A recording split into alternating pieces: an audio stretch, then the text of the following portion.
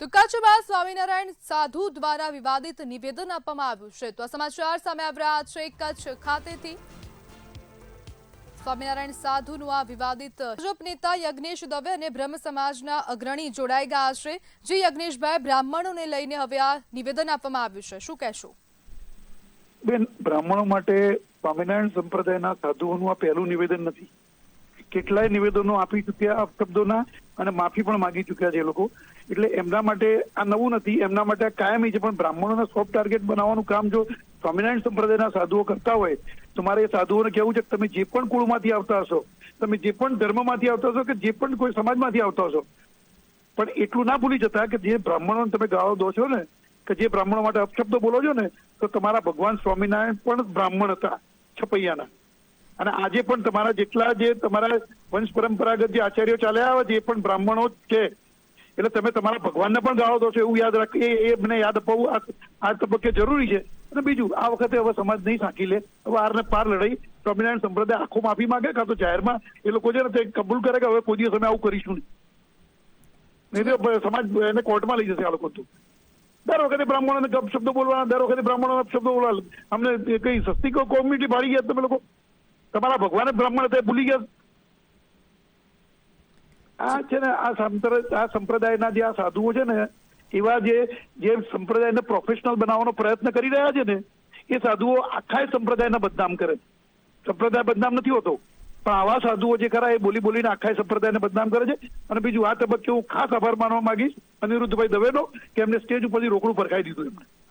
જી બિલકુલ યજ્ઞેશભાઈ, આપનો આભાર। જ્યારે શાસ્ત્રી સૂર્યપ્રકાશ સ્વામીની વાતથી વિવાદ થયો છે। યજ્ઞેશ દવેનું કહેવું છે કે તેમના જે ભગવાન હતા સહજાનંદ સ્વામી, તેઓ પણ જન્મથી બ્રાહ્મણ પરિવારના હતા। જ્યારે સ્ટેજ પર જાહેર સભામાં આ નિવેદન આપ્યું છે, જેના કારણે ધારાસભ્યમાં પણ ક્યાંક ને ક્યાંક હવે અસંતોષ જોવા મળી રહ્યો છે।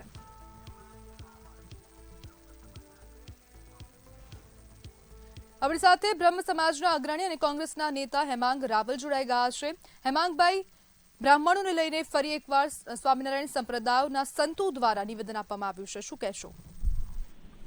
આ બિલકુલ અત્યંત દુઃખદ છે અને સ્વામિનારાયણના સંતો સનાતન ધર્મના જે સૌથી વધારે મોટા રક્ષક છે, કે જેણે સનાતન ધર્મ માટે સોમનાથની અંદર શિવલિંગ બચાવવા માટે મણ અને ટન બંધ જનોઈઓનું બલિદાન આપી દીધું હોય, એટલી લોકો મૃત્યુ પામ્યા હોય, શહીદ થયા હોય।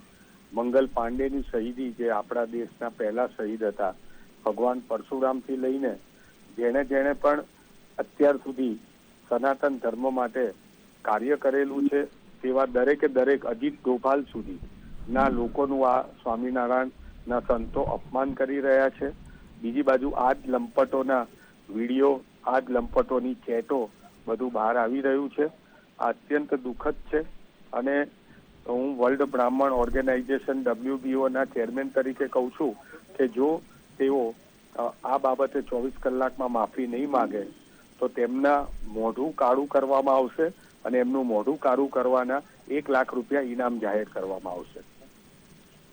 બિલકુલ હેમાંગભાઈ, જોડાવા બદલ આપનો આભાર।